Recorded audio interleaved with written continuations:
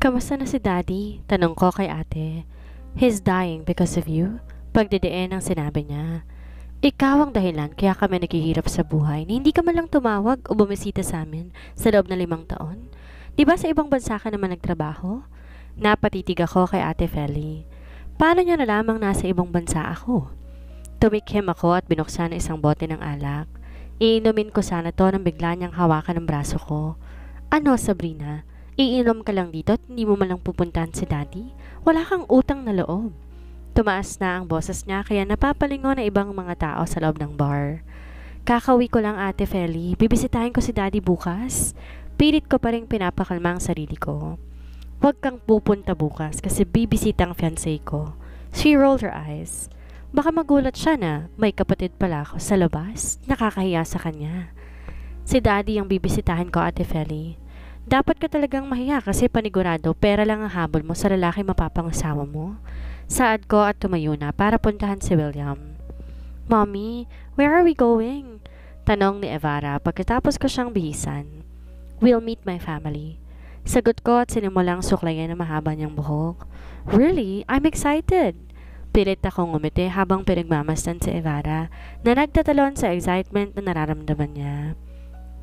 Hindi ko mapigilang kabahan kung anong magiging reaksyon nila kapag nakita nila si Evara. Napabuntong hininga ako nang naalalang sinabi ni Ate Feli kagabi na wag akong pupunta sa bahay nila kasi pupunta rin ang fiancé niya. Wala akong pakialam kung sino man ang lalaking pumatol sa kanya. Ngayon pa lang naaawa na ako sa makakatuluyan niya kasi alam ko pera lang ang habol niya rito. Where are you going? Tanong ni William na kagigising lang habang nakahawak ang isang kamay sa ulo niya. Ang sakit-sakit ng ulo ko. Pupuntahan ko si Daddy Will. Ipapakilala ko rin si Evara sa kanya. Sagot ko. Gusto ko kayong sabayan, pero masama kasi ang pakiramdam ko eh. Hiramin mo na lang kotse ko. Magta-taxi na lang kami. Expired ang driver's license ko, no? Baka mahuli pa kami. Saad ko. Bumaling siya sa anak ko. Give me a hug, Evara. Masakit ang katawan ni Tito. Baka mawala ito kapag niyakap mo kaagad ako. No, ang baho mo, sabi ni Evara. She rolled her eyes and held my hand. Let's go, Mommy. Wag mong isasama si Tito kasi lasing siya at hindi pa nakapagligo. Ang OA naman itong si Evara. Hug lang naman. Dali na, nakangising saad ni William at tumakbang papalapit sa anak ko. Tumingin naman si Evara sa akin. She gritted her teeth when she saw me raising my eyebrows. Fine, a quick hug. Pagtataray niya. That's my girl, saan ni William at niyakap na mahigpit ang bata. Hinawakan ko na mahigpit ang kamay ni Evara pagkababa namin sa taxi.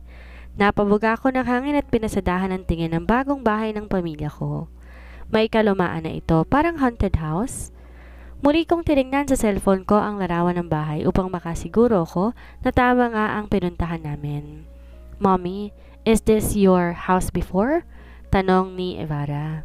Nanginginig ang boses niya. Nakakatakot, komento niya. Pumasok na tayo sa loob, Evara. Hinihintay na nila tayo sa loob. Saad ko at hinila siya papasok. I'm scared, Mom. Baka may multo sa loob, sambit ni Evara. Walang multo sa loob, Eva. Pinisil ko ang kamay niya. Kasi mga demonyong nakatira sa bahay na to, bulong ko sa sarili ko. May nakita akong 3 sasakyan na nakaparada sa garahe. Naririnig ko ang mga tawanan na nanggagaling sa loob ng bahay. Mga boses ng taong ayaw sa akin, ang pamilya ni Daddy. Huminga muna ako ng malalim bago kumatok sa pinto ng 3 beses. Napakagatlabi ako nang biglang huminto ang tawanan at may narinig akong footsteps patungo sa pinto. What the hell are you doing here? Tanong ni Ate Feli at pinag-cross sa mga braso niya. Who's that, Felicity? Tanong ni Tita Felicia. Anong ginagawa mo rito, Sabrina? Galit na tanong niya sa akin. Bumaba ang paningin niya sa anak ko.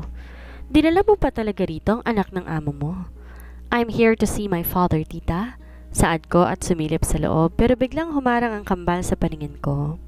Tinago ko si Evara sa likod ko nang napansin ang panginginig ng kamay niya. Umalis ka na rito, Sabrina. Hindi ka welcome sa pamilya namin.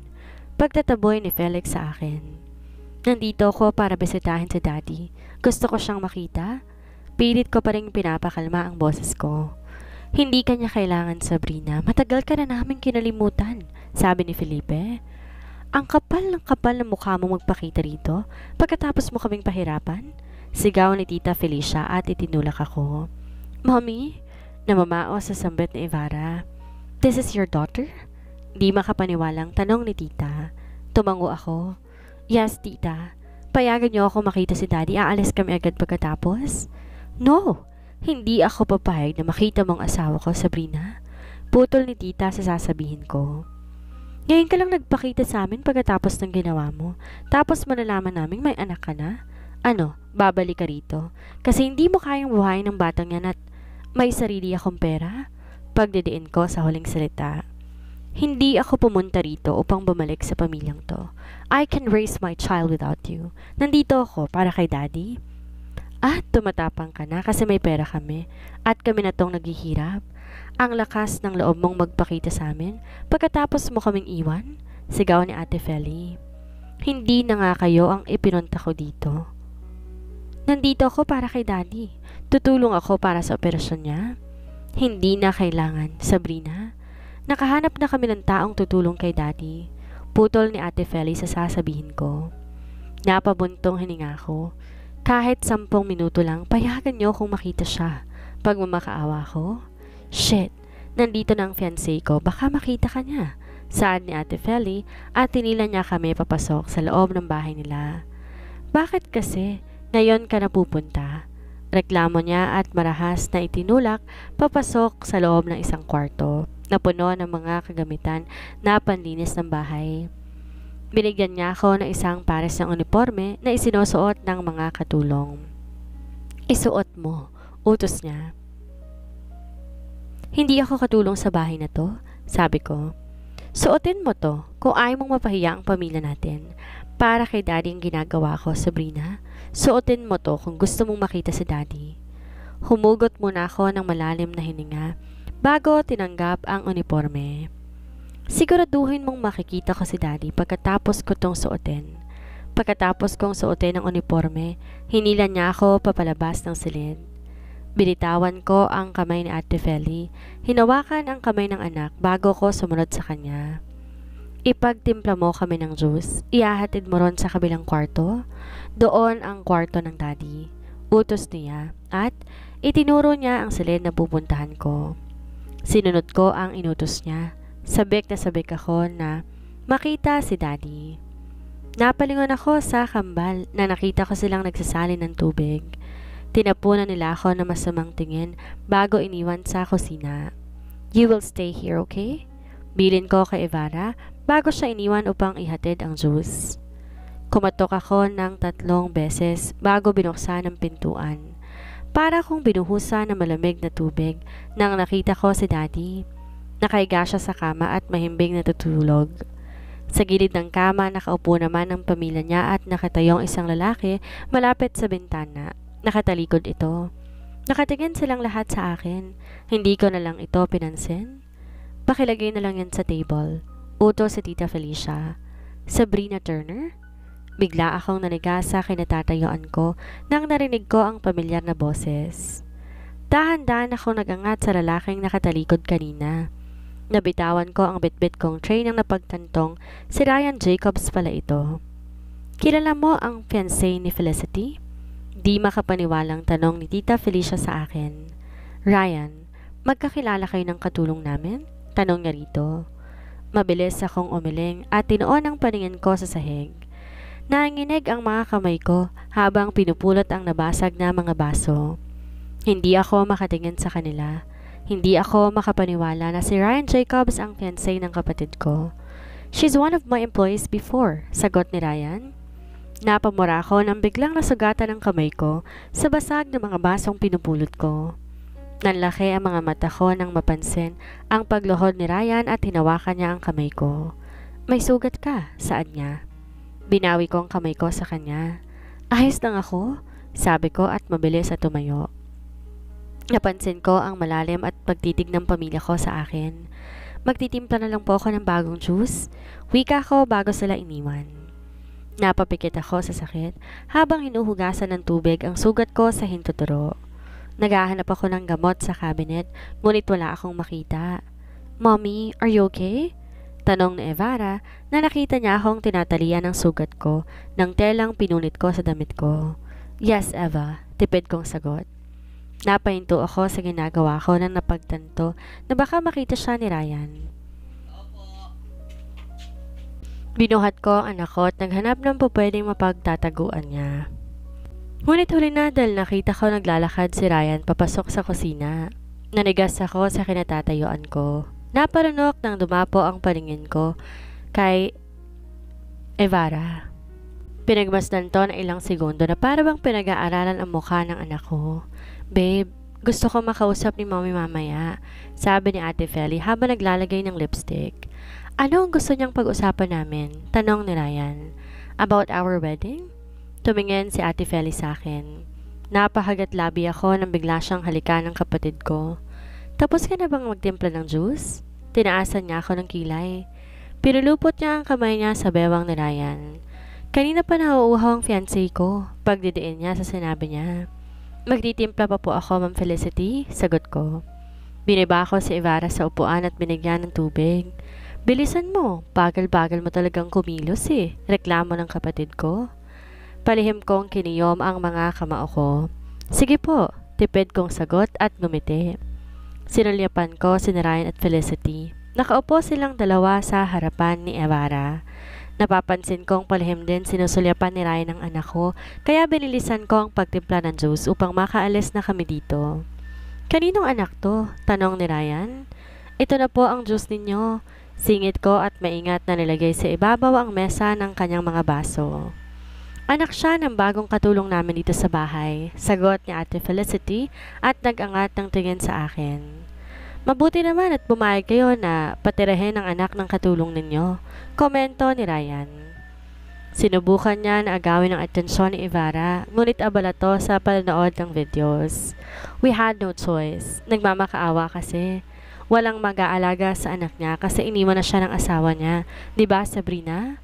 Yes ma'am, sagot ko at yumuko. Anak to ni Sabrina? Pangausisa ni Ryan, nasa akin ang paningin niya. Yes, babe. Inawakan ni Ate Felicity ang balikat ni Ryan at pinaharap ito sa kanya. Bakit pa ang dami mong tanong? Alam ko namang mahilig ka sa mga bata eh. Di maitago ng kapatid ko ang iritasyon sa tanong niya. I'm just asking, Felicity. She's too young para maging ina sa batang to, sabi ni Ryan. Maaga sigurong lumande kaya ganyan lang nangyari. Well, sa hirap ba naman ang buhay ngayon? Umigting ang pangako sa sinabi nila. Nagaangat ako ng tingin at nahuli ko pang nakatingin sa akin si Ryan. Kung wala na po kayo pag-uutos sa akin, Ma'am Feli, pwede na po ba akong umuwi? Sabi ko at pilit nilalabanan ang malalim na pagtitig ni Ryan sa akin. Babalik na lang po ako dito bukas, ma'am. Sure, Sabrina. Pwede ka nang umuwi. Ipatingin mo rin sa doktor ang sugat mo, baka ma-infection yan, saad ni Ate Feli. Binuhat ko si Evara at mabilis na naglakad palabas ng bahay nila. Hindi ko na lang hinubad ang uniformeng suot ko sa pagmamadali. Maingat kong ipinasok sa loob ng kotse si Evara. Binuhay ko ang makina ng kotse ni William, ngunit bigla itong namatay. Paglingon ko sa labas ng bintana, nakita ko palabas na rin si Ryan. Di ko alam kung bakit ako natataranta nang nakita ko siya. Nawawala ako sa sarili ko. What a small world, Sabrina Turner. Nakangising saan ni Ryan at tumingin kay Evara. Anak mo ang batang to. It means anak ko rin siya, hindi ba? Mas lalang bumilis ang pagtibok ng puso ko. Paulit-ulit akong napapalunok. Kailangan kong maghanap ng rason. Hindi niya pwedeng malaman na ito na ang batang gusto niyang kunin 5 years ago. She's not your daughter. Kalmadong saad ko at muli, binuhay ang makina ng sasakyan, ngunit wala pa rin nangyayari. Really? Sa tingin mo ba maniniwala ako sa sinabi mo?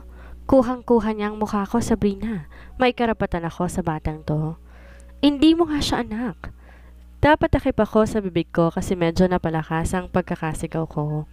If she's not my daughter, prove it, Sabrina Turner. Paghahamon niya kaya mas lalo lang akong kinabahan. Sinubukan kong buhayin muli ang makina ng kotse. Napasinghap ako nang gumana ito. Tiningnan ko si Ryan. Nasa kay Evara na ang paningin niya.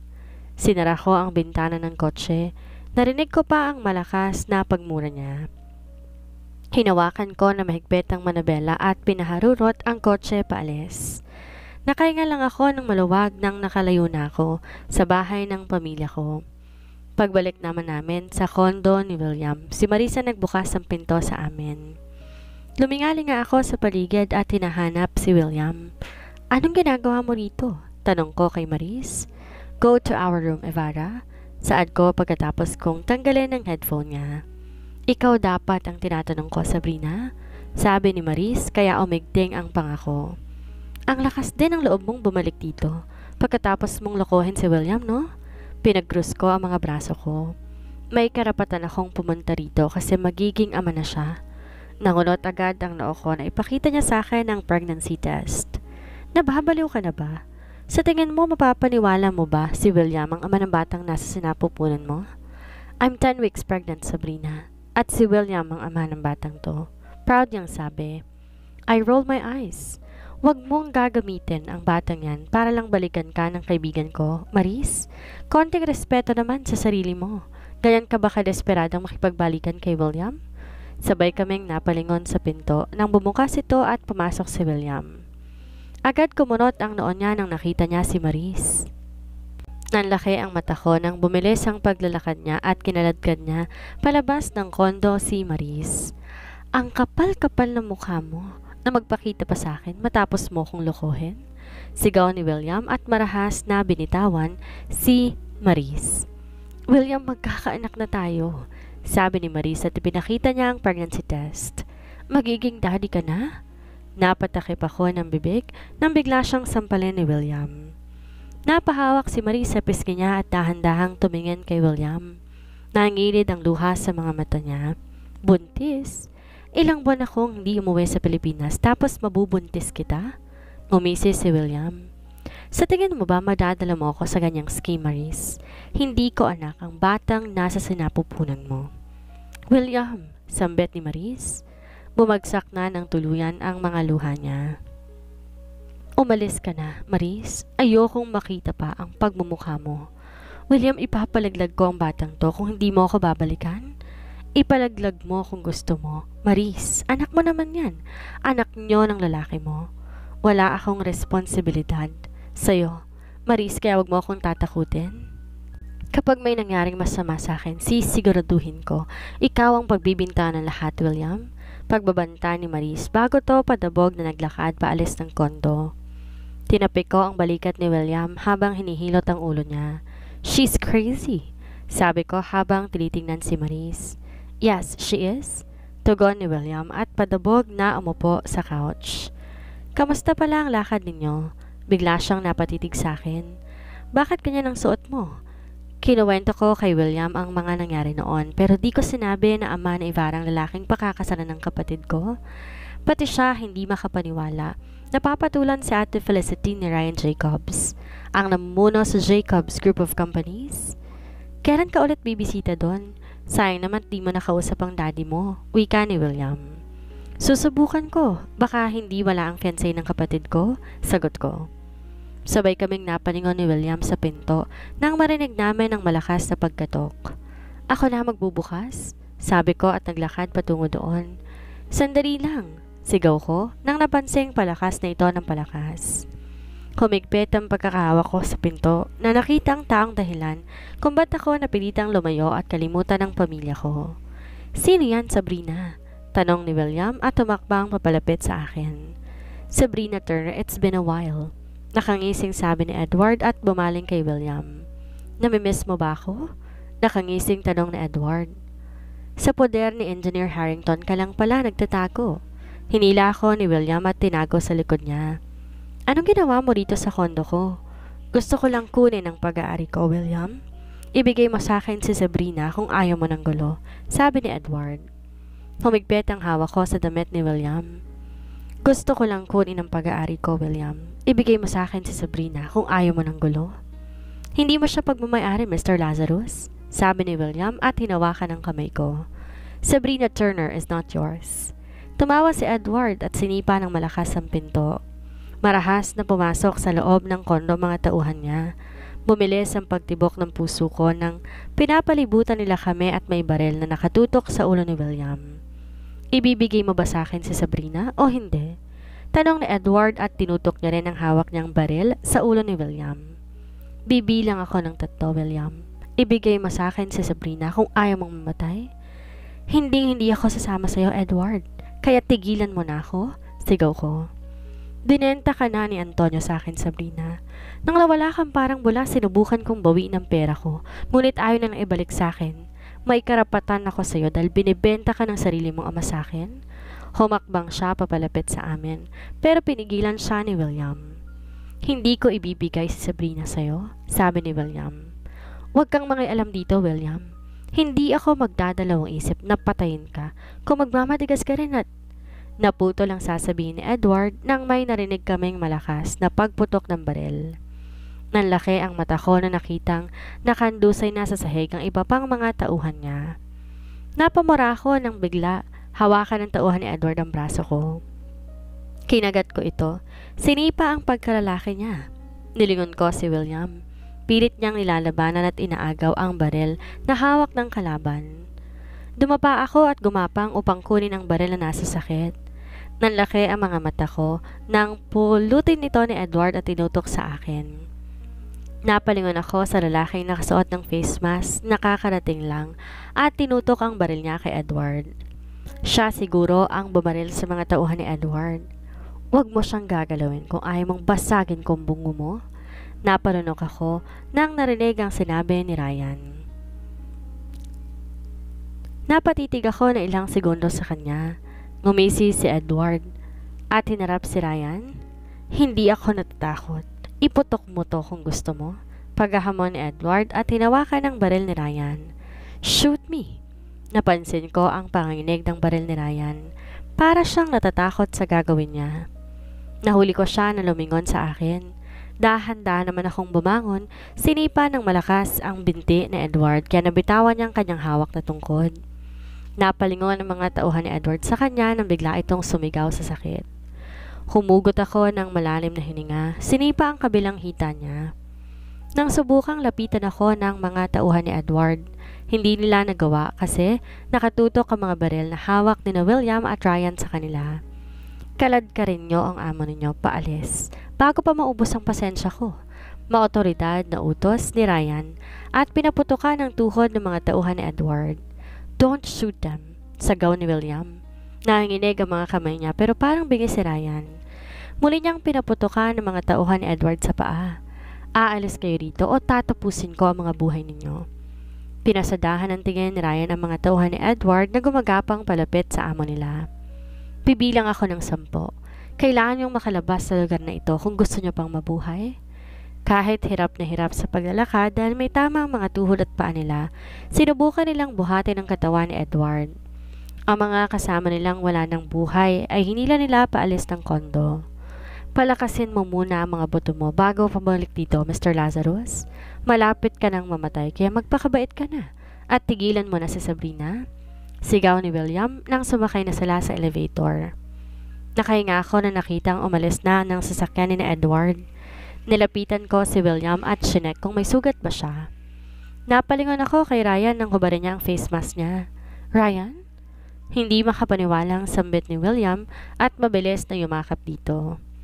Kamusta ka na? Hindi kita agad nakilala. Nakangising saan ni William na siyang ikinagulat ko. Mabuti naman at dumating ka. Baka namatay na ako at nakuha na matandang yon sa Sabrina. Dagdag ni William. Magkakilala kayo? Tanong ko at tinignan silang dalawa. Nakaakbay si William kay Ryan. Mukhang matagal na silang magkakilala. We're best friends, Sabrina, sagot ni William. My jaw dropped and my eyes widened. Napatakip ako ng bibig ko. Ryan Jacobs is your best friend? Di makapaniwalang sambit ko at nilingon si Ryan. At hindi ko alam na magkakilala pala kayong dalawa ni Sabrina, William. Si Sabrina ang kinakwento ko sa iyong babae na nabuntis ko. Sabi ni Ryan, kaya lalong nalaglag ang pangako. Pinapunta ni William ang mga tauhan niya upang linisin ang kalat na dugo sa sahig ng kondo niya. Nanatili kami sa loob ng kwarto namin ni Evara dahil nag-uusap pa rin sina William at Ryan. Halos maubos ko na ang kuko ko, kakakagat sa kaiisip ko ng pinag-uusapan nila. Matagal na kami magkaibigan ni William, pero di ko man lang napagtantong magkaibigan sila, lalo na't pareho sila ng mundong ginagalawan.